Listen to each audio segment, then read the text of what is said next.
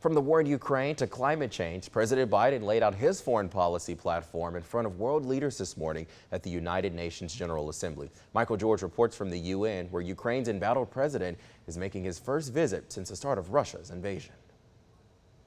Help take on the challenges of their time. President Biden called out Russia's war with Ukraine as a blatant violation of the UN Charter as he addressed the United Nations General Assembly Tuesday.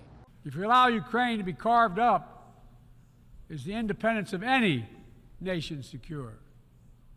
I'd respectfully suggest the answer is no.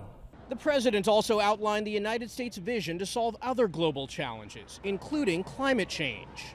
My administration, the United States, has treated this crisis as an existential threat from the moment we took office. Unusual this year, President Biden is the only leader from the 5 nations with permanent seats on the powerful UN Security Council to address the assembly.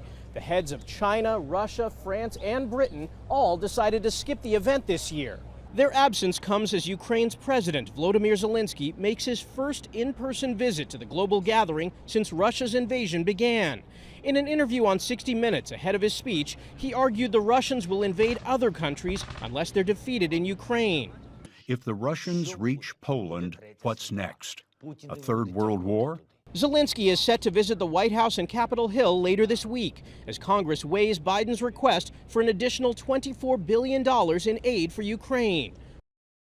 While in New York, President Biden will also meet with Israeli Prime Minister Benjamin Netanyahu, whose government he has slammed as extreme.